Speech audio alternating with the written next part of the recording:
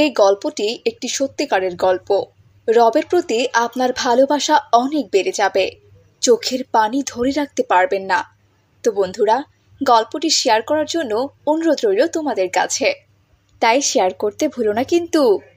মেঘমালা আকাশে উড়ে উড়ে যায়, পর্বত চূড়া হয়ে এই চলো চলো, জামা কাপড় সব ঠিকঠাক ভাবে নিয়েছো তো? হ্যাঁ হ্যাঁ, নিয়েছি। চলুন এবারে যাওয়া যাক। হাসান সাহেব ছুটিতে তার পরিবার নিয়ে গ্রামের বাড়িতে যায়। তারা জানতো না যে তাদের কপালে আর ফিরে আসা ঠিক হবে না। মা, আসসালামু আলাইকুম। ওয়ালাইকুম আসসালাম। এসেছিস বাবা? মা যে কত খুশি হয়েছি, তোকে সেটা কি করে বোঝাবো। মা, আমরা দুদিনের ছুটিতে এসেছি। বাবুকে আপনার কাছে রেখে আমরা আবার চলে যাব। ওর মা ওকে সঠিকভাবে যত্ন নিতে পারে না, জানি না ওর কি হয়েছে। দেখতে দেখতে 2 দিন পার হয়ে যায়। হাসান সাহেব ও তার স্ত্রী চলে যাওয়ার জন্য প্রস্তুত হয়। মা, ওর খেয়াল রেখো। মা, আপনি কিন্তু আমাদেরকে নিয়ে একদম চিন্তা করবেন না। খুব শীঘ্রই ইনশাল্লাহ আমরা একেবারে ফিরে আসব, আর গ্রামেই থাকব, সবাই মিলে একসাথে। কেমন? মা, তুমি আমাদের জন্য একদম টেনশন করো না।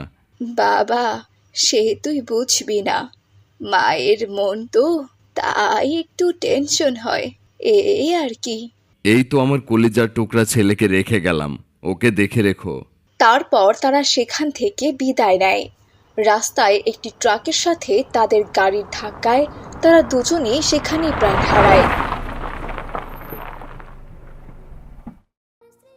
এভাবেই কেটে যায় আরো বেশ কিছুদিন।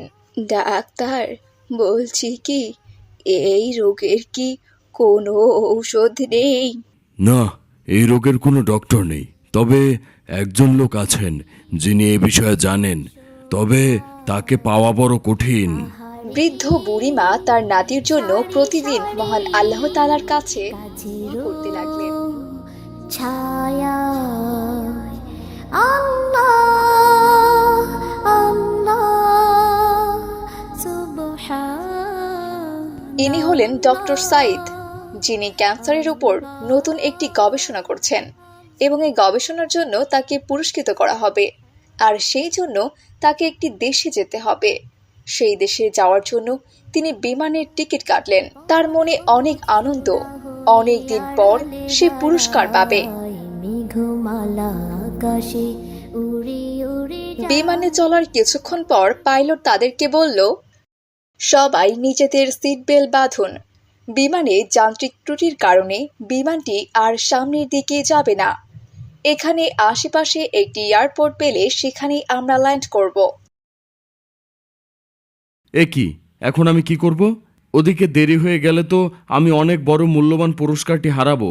সাইদ সেখানকার কাউন্টারে গিয়ে জিজ্ঞেস করলো, এই মুহূর্তে কি কোনো বিমান এখান থেকে যাবে? না স্যার, এখানে এখন আর কোনো ফ্লাইট নেই, তবে 16 ঘন্টা পরে একটি ফ্লাইট আছে। আমার তো দ্রুত সেখানে যেতে হবে, কিভাবে যাব? হ্যাঁ স্যার, আপনি একটি দ্রুতবেগের গাড়ি নিয়ে যেতে পারেন। 3 ঘন্টার মধ্যেই পৌঁছে যাবেন ইনশাল্লাহ। ডক্টর সাইদ সেই ব্যাগটাকে নিয়ে দৌড়াতে দৌড়াতে একটি প্রাইভেট কারের কাছে যায়। ভাই যাবেন? হ্যাঁ যাব, তা ভাড়া কত দিবেন? আরে ভাই, ভাড়া নিয়ে টেনশন নাই, যা লাগবে তাই দেবো, চলেন। কারণ পুরস্কার তো অনেক বড় পুরস্কার পেতে চলেছি, শুধু দ্রুত চলুন। ড্রাইভার তাকে নিয়ে দ্রুত গতিতে ছুটতে লাগলো। সে ঘন্টাখানিক দূরে যেতেই সেখানে অনেক ঝড় বইতে লাগলো এবং সব গাছপালা ভেঙে রাস্তায় পড়তে থাকে। ড্রাইভার সেখানেই গাড়ি থামায়। এ কি, গাড়ি থামালে যে আর যাবে না, আমার তো যেতেই হবে। এই যে দেখুন, রাস্তায় গাছপালা পড়ে আছে, এত ঝড়ে গাড়ি নিয়ে আর সামনে আগানো সম্ভব না। শেষমেশ ডক্টর সাইদ নিরাশ হয়ে বলল, যাক, পুরস্কারের দরকার নেই, আগে নিজেকে বাঁচাতে হবে। দেখি আশেপাশে কোনো বাড়িঘর আছে কিনা। এরপর তারা সেই বুড়িমার বাড়ির সামনে যায়। ডক্টর সাইদ বাইরে থেকে ডাকতে থাকে, বাড়িতে কেউ আছেন? আমরা অনেক বিপদে পড়েছি। তার ডাক শুনে সেই বুড়িমা বাহিরে আসেন। বুড়িমা, আমরা মেহমান, বাইরে প্রচন্ড তুফান চলছে, একটু আশ্রয় চাই। বাড়িতে কোনো পুরুষ মানুষ থাকলে বলুন। না না, বাড়িতে কোনো পুরুষ মানুষ নাই, তবে আপনারা ভেতরে আসুন, আমি আপনাদের মেহমানদারের সমস্ত ব্যবস্থা করছি। ঘরে পুরুষ মানুষ নেই, তবে কোথায় গিয়েছে? কি আর বলবো দুঃখের কথা, কিছুদিন আগে আমার ছেলে এবং ছেলের বউ দুজনেই গাড়ি অ্যাক্সিডেন্ট করে মারা গেছে। আর আমার স্বামী তো অনেক আগেই মারা গেছে। তবে আপনারা বসুন, আমি কিছু খাবার নিয়ে আসছি। বুড়িমা কিছু খাবার এনে তাদেরকে দেয়। বুড়িমা তাদের খাবার দিয়ে নামাজ পড়তে দাঁড়িয়ে যায়। কাননে ফুলেরা হাসি স্নিগ্ধ মায়ায়, তোমার সৃজন মাঝে খুঁজি তোমার। নামাজের শেষের দিকে বুড়ির নাতনিটি হাউ মাউ করে কান্নাকাটি শুরু করে দেয়। ডক্টর সাইদ বাচ্চাটির কান্না শুনে বলতে লাগলো, বুড়িমা, আপনি কি করছেন? বাচ্চাটি এত কান্না করছে কেন? বাচ্চাটিকে এদিকে নিয়ে আসুন। বুড়িমা বাচ্চাটিকে নিয়ে আসেন। সারি সারি কাছেরও ছায়া। ডক্টর সাইদ বাচ্চাটিকে দেখে অবাক হয়ে যায় আর জিজ্ঞেস করলেন, ওর চেহারা এত নীল হয়ে আছে, কারণটা কি? ওর কি কোনো রোগ হয়েছে? কি আর বলবো বাবা, দুঃখের কথা। আল্লাহ তাআলা হয়তো আমার পরীক্ষা নিচ্ছেন। আমার স্বামী তো অনেক আগেই দুনিয়া থেকে চলে গেছেন। আমার শেষ সম্বল ছিল ছেলে ও ছেলের বউ। আল্লাহ তাআলা যে তাদের কেউ নিয়ে গেলেন। এই নাতনিটা আমার কাছে ছিল, সে যায়নি, শুধুমাত্র সেই বেঁচে গেল। এখন যদি এই নাতনিটার কিছু একটা হয়ে যায়, তখন আমি কি করব? তুমি জানো তো বাবা, আমার এই নাতনিটার অনেক বড় একটা অসুখ হয়েছে, মারাত্মক ক্যান্সার হয়েছে, যার চিকিৎসা আমাদের দেশে নেই। আপনি কি ডক্টর দেখিয়েছেন? হ্যাঁ, অনেককেই তো দেখিয়েছি, তারা বলেছেন তাদের দ্বারা সম্ভব নয়। তো তারা আপনাকে কি পরামর্শ দিয়েছে? তারা বলেছেন পাকিস্তানের নাকি একজন ডক্টর আছেন, উনি নাকি এই ক্যান্সার সম্পর্কে গবেষণা করছেন, তার কাছে গেলেই নাকি ভালো হবে। ডক্টরের নাম বলেছে? নাম তো বলেছে, কিন্তু ঠিকানা তো কোনো কিছুই জানাই নাই। তবে আমার বিশ্বাস, আমি প্রতি নামাজে প্রতি সেজদায় গিয়ে দোয়া করি, কারণ আমার বিশ্বাস মানুষের পক্ষে সব কিছু অসম্ভব হতে পারে, কিন্তু মহান আল্লাহ তাআলার পক্ষে অসম্ভব বলতে কিচ্ছু নেই। আমি প্রতিদিন নিয়মিত দোয়া করি, মালিক, ওই ডাক্তার, হসপিটাল কিচ্ছু চিনি না, আমার পক্ষে চেনাও সম্ভব নয়, তার কোনো ঠিকানাও কারো জানা নেই। তিনি নাকি পাকিস্তানের ডাক্তার। বুড়িমা, বলুন তো সেই ডক্টরের নাম কি? তার নাম নাকি ডাক্তার সাইদ। তিনি নাকি নতুন করে ক্যান্সারের উপর গবেষণা করছেন। বুড়িমা, আমি আপনাকে কসম করতে বলেছি, এই জন্য আমি অবাক হয়েছি। আল্লাহ যে বান্দার দোয়া কিভাবে কবুল করেন, আল্লাহ যে মানুষের দোয়া কিভাবে কবুল করেন, তা আমি এখন বুঝতে পেরেছি। কেন আমার বিমান নষ্ট হয়েছে, আমি এখন বুঝতে পেরেছি কেন আমি প্রাইভেট কারে উঠেছি, আমি এখন বুঝতে পেরেছি কেন তুফান শুরু হয়েছে, আমি এখন বুঝতে পেরেছি লক্ষ লক্ষ বাড়িঘর থাকতেও আমি আপনার বাড়িতে কেন এসেছি। আমি এখন বুঝতে পেরেছি আল্লাহ বান্দার দোয়া কিভাবে কবুল করেন। বুড়িমা, আপনি যে ডাক্তার সাইদের জন্য দোয়া করছেন, এই ডাক্তার সাইদের কাছে যেতে আপনাকে পাকিস্তানে যেতে হবে না, আল্লাহ টেনে টেনে আপনার বাড়িতে নিয়ে এসেছেন। বুড়িমা, আমি হলাম সেই ডাক্তার সাইদ। তারা সবাই আর নিজেদের চোখের পানি ধরে রাখতে পারল না। আল্লাহ আল্লাহ সুবহানাল্লাহ। তো বন্ধুরা, তোমাদের অনেকের মনে অনেক আশা থাকে, আমি তোমাদেরকে বলবো তোমরা সব সময় দোয়া করে যাবে, দোয়া কবুল হবেই ইনশাল্লাহ। আর যদি কোনো দোয়া কবুল নাও হয়, তাহলে বুঝে নিবে ওটা আমাদের জন্য মঙ্গলজনক ছিল না। নেক মনে পরিপূর্ণ ভরসা করুন মহান আল্লাহ তাআলার উপর। বিভিন্ন সময়ে দোয়া করতেই থাকুন। ইনশাআল্লাহ আল্লাহ সর্বশক্তিমান, দয়ালু, তিনি নিশ্চয়ই আপনাদের কাউকে নিরাশ করবেন না। আর আমাদের ভিডিওটি শেয়ার করুন, লাইক করুন আর সাবস্ক্রাইব করে পাশেই থাকুন। আল্লাহ হাফেজ।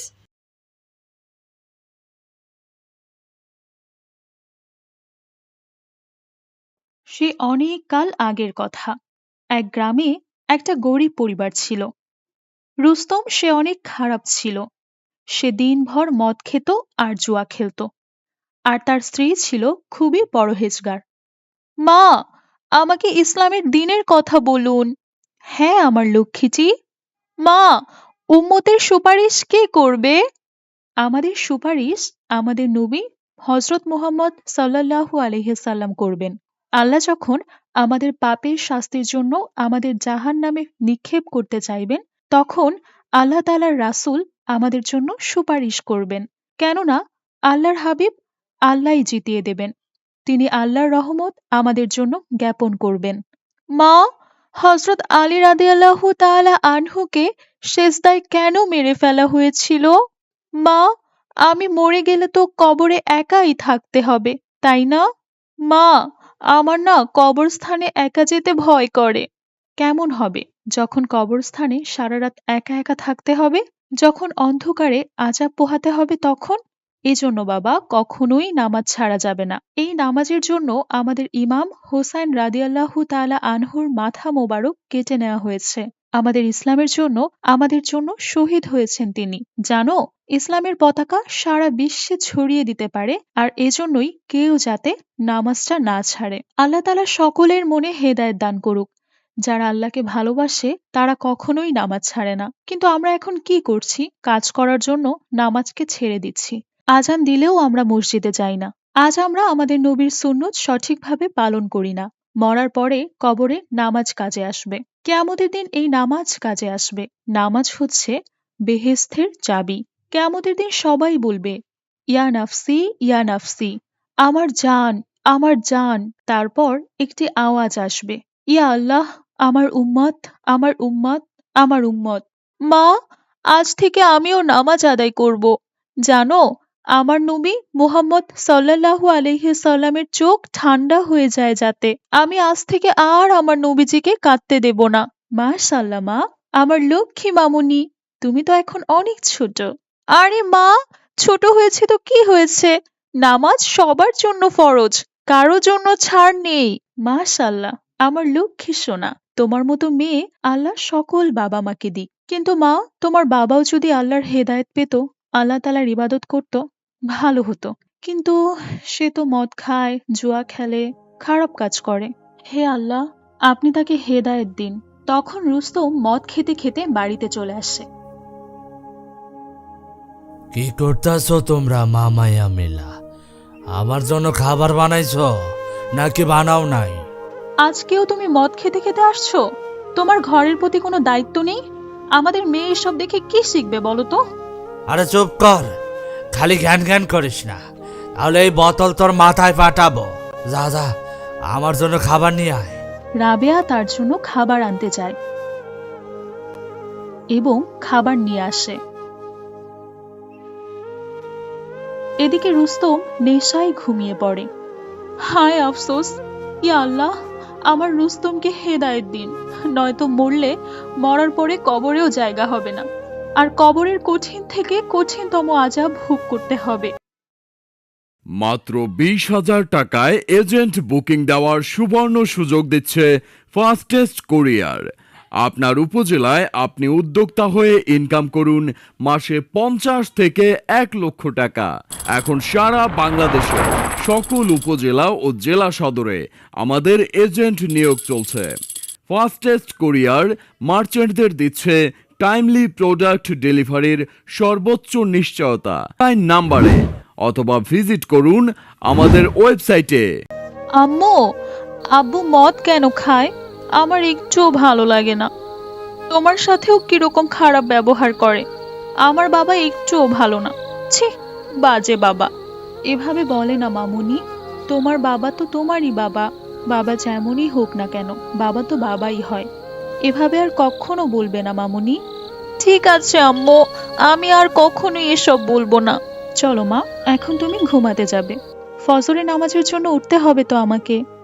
আম্মু, আমাকেও নামাজের জন্য উঠিয়ে দিও, আমি নামাজ আদায় করব। ঠিক আছে মামুনি, কিন্তু ঘুমানোর আগে একটা দোয়া পড়তে হবে। কোন দোয়া আম্মু?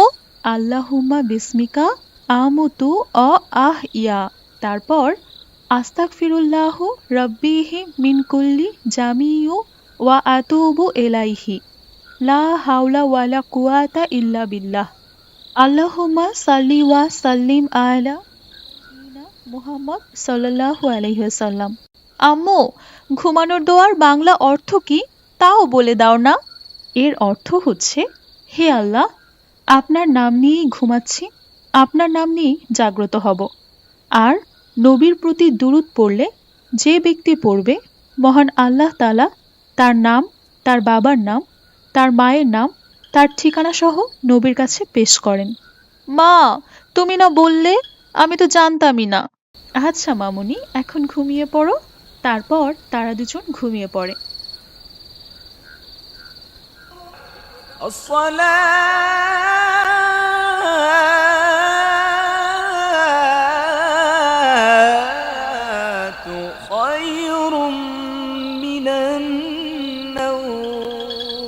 রাবেয়া তার স্বামীকে নামাজের জন্য ডাকতে লাগলেন।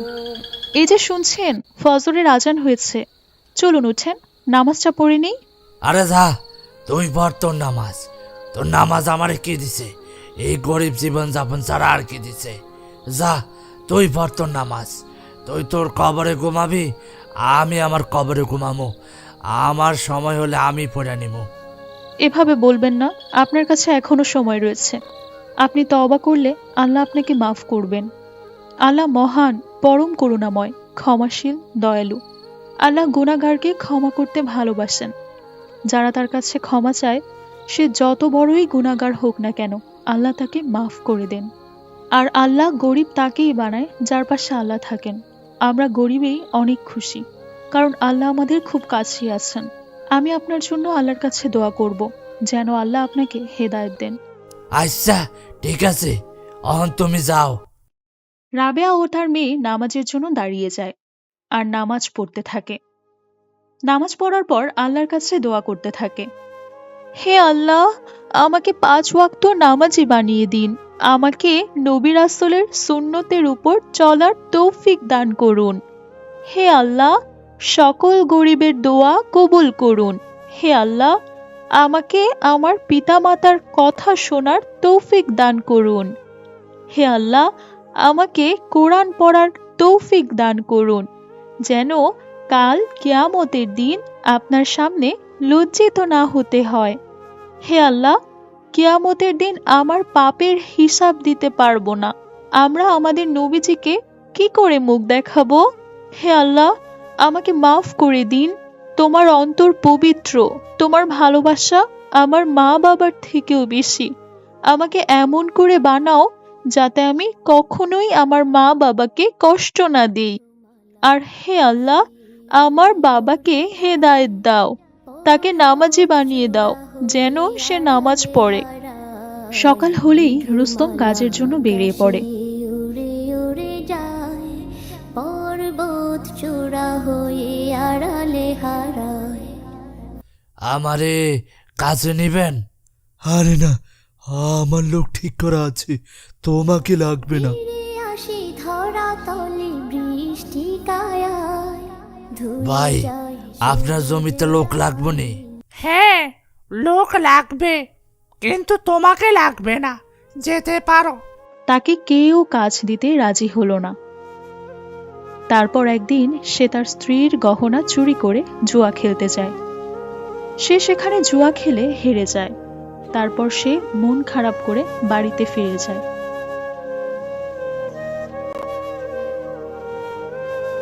সে ঘরে গিয়ে দেখলো তার স্ত্রী নামাজ পড়ছে। হে, এ তো সব সময় নামাজ পড়তে থাকে, কে জানে এ এত নামাজ পড়া সে কি করে। আরে, নামাজ পড়া হইলে এবার আমার জন্য খাবার নিয়ে আসো।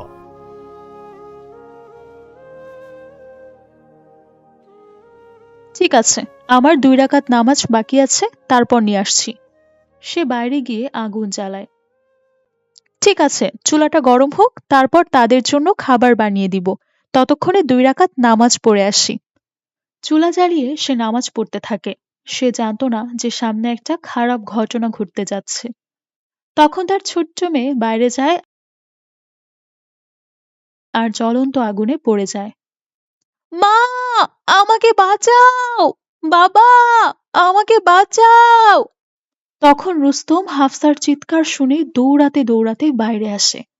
সে এসে দেখে তার মেয়ে চুলায় পড়ে গেছে এবং জ্বলতে জ্বলতে হাফসা পুড়ে মারা যায়। এসব দেখে রুস্তমের অনেক রাগ হয়। ওদিকে রাবেয়া তার নামাজ শেষ করে বাইরে আসে। এসে দেখে তার মেয়ে আগুনে পুড়ে মারা গেছে। পাহাড়ে সারি সারি গাছেরও ছায়া। এটা দেখে মায়ের বুকটা কষ্টে ফেটে যায়। ইয়া আল্লাহ, আমি তো তোমার ইবাদত করি, আমার মেয়েটাকে কেন আমার কাছ থেকে কেড়ে নিলে? ইয়া আল্লাহ, রহম করো। দেখ, তোর নামাজ তোর মেয়েরে ছিনায় নিছে। আমি তো গুনাহগার, আমি তো আজ পর্যন্ত কিছুই পাই নাই। যা একটা মেয়ে ছিল তাও ছিনায় নিছে তোর নামাজ। কোথায় তোমার নামাজ? কোথায় তোমার আল্লাহ?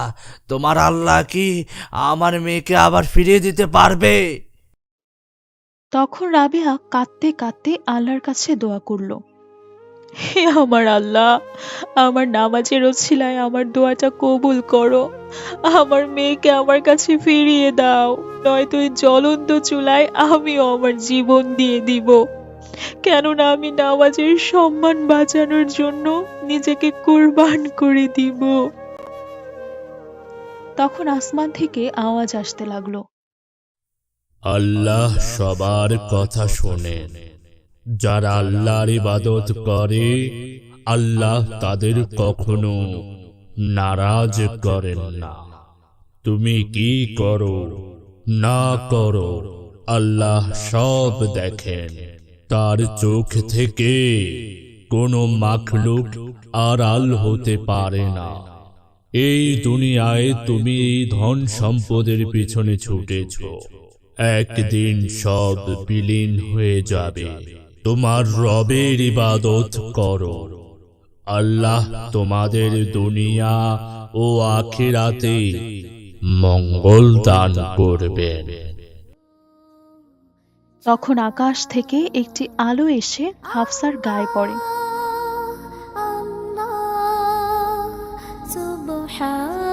আর সে জীবিত হয়ে যায়।